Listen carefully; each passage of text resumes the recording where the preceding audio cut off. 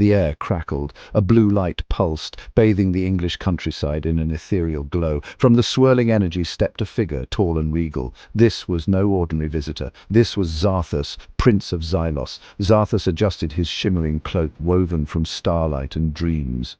His eyes, the color of amethyst, scanned the unfamiliar landscape. Earth, a planet teeming with life, yet so different from his own.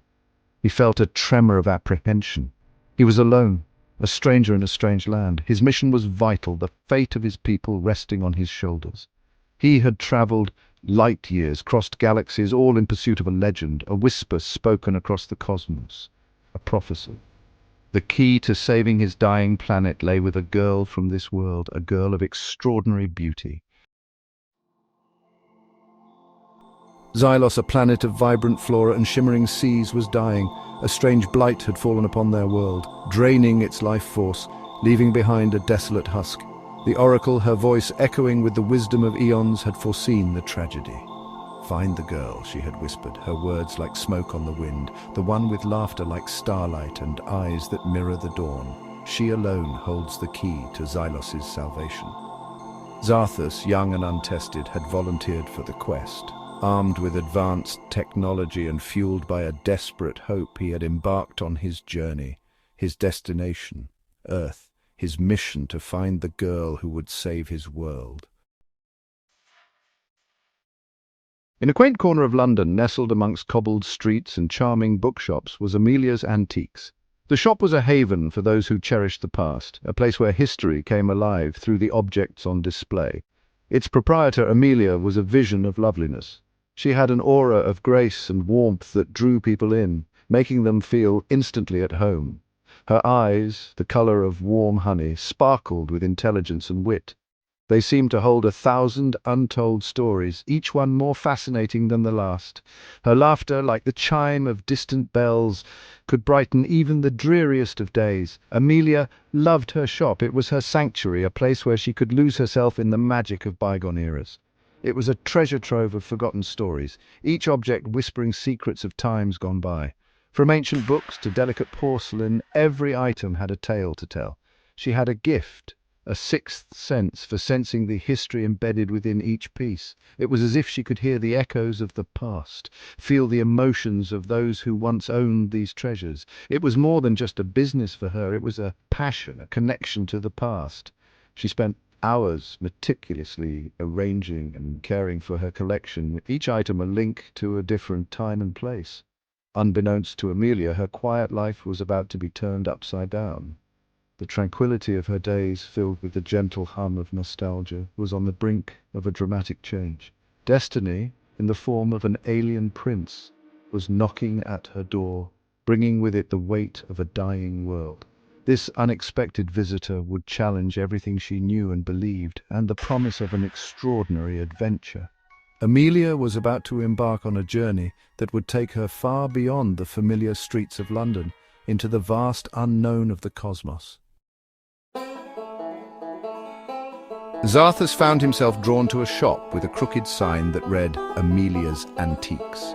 The sign, though weathered and worn, seemed to beckon him with an almost mystical allure, as if it held secrets of the universe within its faded letters. He hesitated at the threshold, unsure of the protocol for approaching a potential savior of worlds. The weight of his mission pressed heavily on his shoulders, and he wondered if this quaint little shop could truly hold the answers he sought. He pushed the door open, the hinges groaning in protest. The sound echoed through the quiet street, a reminder of the age and history contained within the shop's walls. A melodic voice broke through his thoughts. "Welcome to Amelia's Antiques. Can I help you find something in particular?" The voice was warm and inviting, instantly putting him at ease despite his initial apprehension. Zarthus looked up, his breath catching in his throat. The shop was filled with an array of curiosities, each item seemingly more intriguing than the last. The prophecy, it was true. The realization hit him like a bolt of lightning, electrifying his senses and confirming the whispers of destiny that had led him here. The girl stood before him, radiant and kind. Her presence seemed to light up the room, casting a warm glow over the eclectic collection of antiques. Her eyes, those incredible eyes, held a spark of curiosity as she looked at him. Her brow furrowed slightly. It was as if she could see right through him, understanding the gravity of his quest without a single word spoken. Zarthus stammered, his normally eloquent tongue tied in knots. He had rehearsed this moment countless times, yet now, standing before her, words failed him. He had crossed galaxies, faced down cosmic storms, yet the sight of this girl, this Amelia, rendered him speechless. Her mere presence was more overwhelming than any cosmic phenomenon he had ever encountered. He cleared his throat, attempting to regain his composure. The weight of his mission and the significance of this moment bore down on him, but he knew he had to press on. "I'm looking for something special," he finally managed to say. His voice was steady now, filled with a quiet determination. He knew that whatever he was seeking, it was here in this shop with this girl. Section 5. The Language of Laughter. Amelia found Zarthus intriguing. His clothes were unusual, to say the least, and his accent was unlike anything she had ever heard. He seemed ill at ease, like a fish out of water. Yet there was a kindness in his eyes, a vulnerability that resonated with her. She decided to play it cool. "Well, you've come to the right place. We have all sorts of treasures here. What kind of special are we talking about?" She gestured around the shop, her smile widening as Zarthus struggled to find the right words. Communication proved to be a challenge. Zarthus's translator device malfunctioned, spitting out gibberish and random Shakespearean quotes. Amelia, ever resourceful, resorted to gestures, drawings, and a healthy dose of humor. Laughter, it seemed, was a universal language. Section 6. The Weight of Worlds. As days turned into weeks, Zarthus found himself drawn further into Amelia's world. He learned about Earth customs, marveled at the simple pleasures of tea and biscuits, and found himself captivated by Amelia's stories of history and human connection. He yearned to tell her the truth, to reveal his mission and the weight of his people's hopes resting on her shoulders. Yet he hesitated. How could he ask so much of her? How could he possibly disrupt her life with the fate of a dying planet? The burden of his secret weighed heavily on Zarthus. He saw the trust in Amelia's eyes, the genuine friendship blossoming between them, and the thought of betraying that trust filled him with guilt. Section 7. A difficult decision. One rainy afternoon, while sheltering in Amelia's shop, Zarthus finally confessed. He told her everything about Xylos, the prophecy, his mission. The words tumbled out in a torrent, fueled by weeks of suppressed anxiety and a desperate hope for understanding. Amelia listened intently, her face a mask of disbelief and concern. The weight of his story hung heavy in the air between them.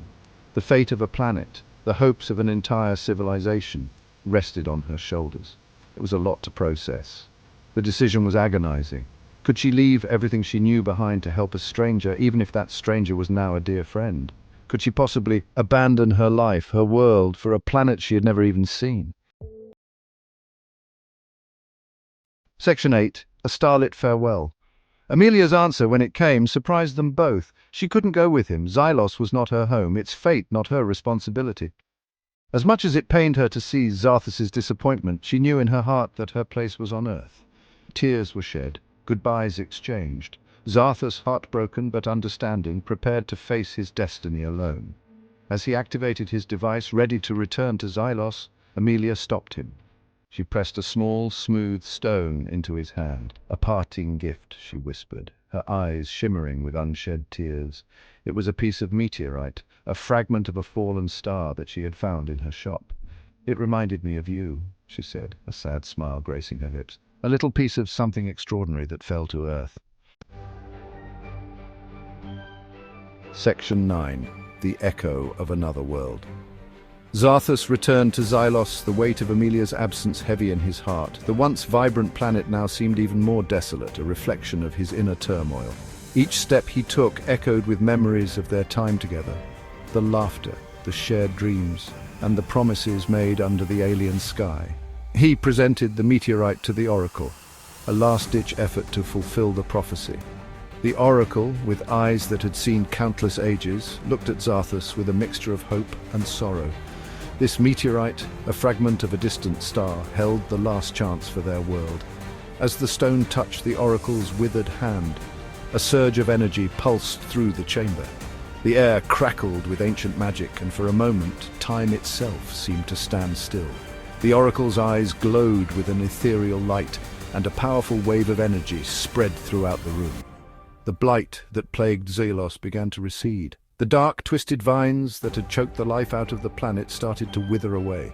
In their place, new shoots of life began to emerge, green and full of promise.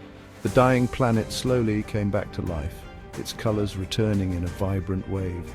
Flowers bloomed in hues never seen before, and the air was filled with the sweet scent of renewal. The once barren landscapes were now lush and teeming with life. The prophecy had been fulfilled, but not in the way anyone had expected. It wasn't a grand battle or a heroic sacrifice that saved Xylos, but a simple act of love and hope. The true power lay not in the meteorite, but in the bond between Xarthus and Amelia. The key to Xylos' salvation wasn't Amelia herself, but the hope, the kindness, the very essence of her spirit, embodied in the gift she had given Xarthus. This gift, a small token of their connection, carried the power to change worlds. Xarthus, forever changed by his encounter with Amelia, ruled Xylos with wisdom and compassion. He became a beacon of hope for his people, always cherishing the memory of the Earth Girl who had taught him the true meaning of love, sacrifice, and the enduring power of the human spirit. Her lessons guided him in every decision, every act of kindness. And somewhere in a quaint, antique shop on a bustling London street, Amelia felt an echo of warmth, a distant whisper of starlight. It was a gentle reminder that even across galaxies, some connections transcend time and space. She smiled, knowing that their bond would forever be a part of her, a silent testament to the power of love and the mysteries of the universe.